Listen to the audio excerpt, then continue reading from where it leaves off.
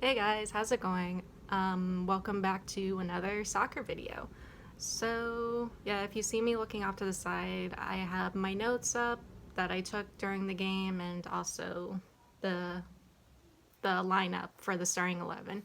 If you hear any voices in the background, sorry, there's other people here. But I really want to get this video out today, mainly because for whatever reason I'm really wiped out today. And to think I had to go running later tonight. Anyway, let's get into the game. So we have the US women's national team against Portugal. So let's look at the starting 11. For the defense, we have Crystal Dunn, Becky Sauerbrunn, Alyssa Nair, Abby Dalkamper. I don't know why I want to say Ali Riley, but Abby Dalkamper and Kelly O'Hara.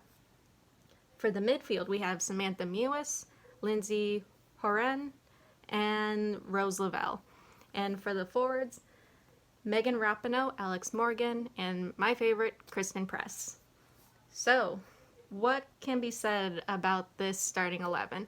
When this was actually released, when they showed the starting 11, I was like, oh boy, it's going to be a goal scoring orgy because this is just a powerhouse when it comes to attack and midfield. Like Megan Rapinoe, Alex Morgan, Kristen Press, with Samantha Mewis, Lindsay Horan, and Rose Lavelle.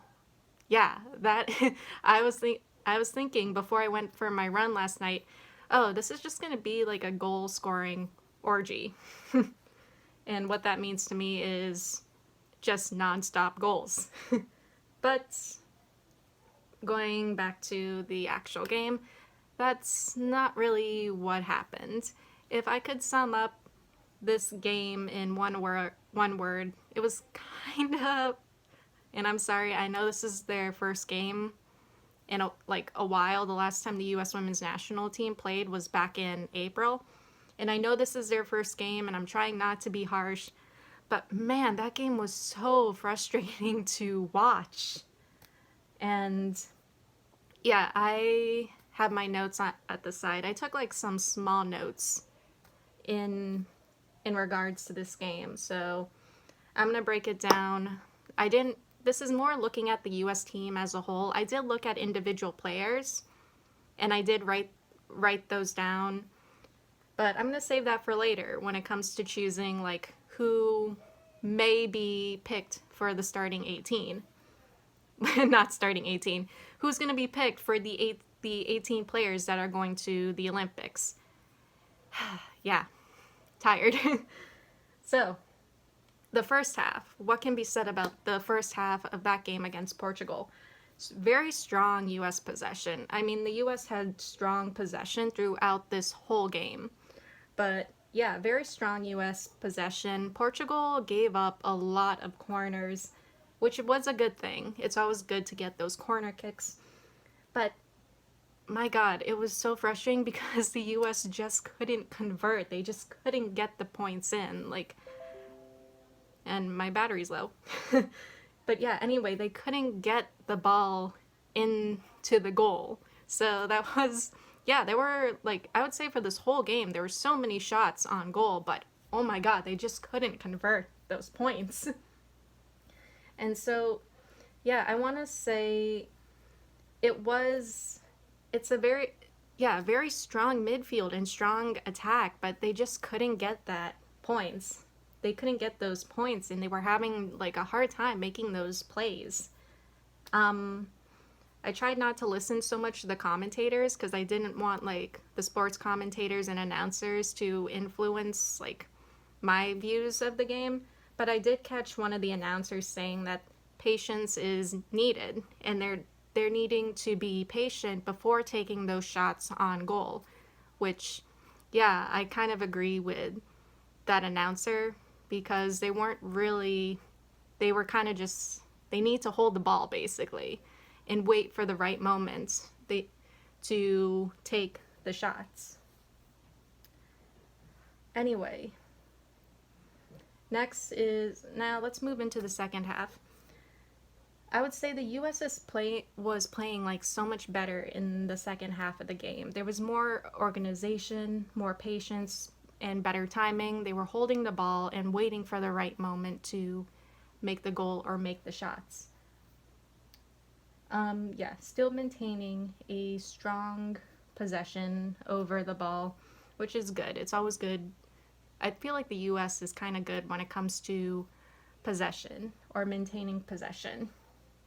But once again, so many shots on goal, so many attempts for goals, but they just couldn't convert. I think at the end of the game, there were recorded 26 shots on, like 26 shots, but not really.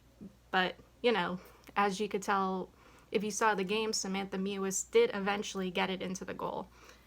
I would say, like, I knew at some point they would like get the ball into the goal, but it was just when.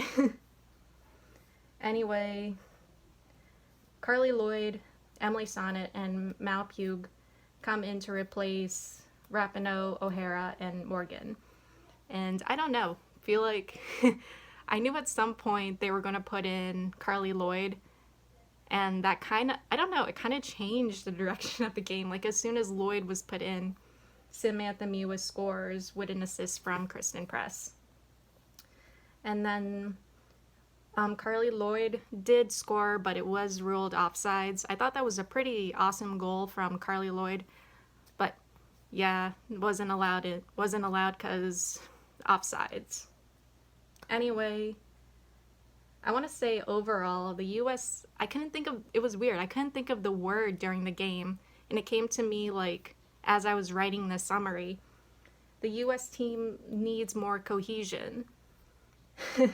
And that was kind of evident in the first half that they need more cohesion, more cohesive plays.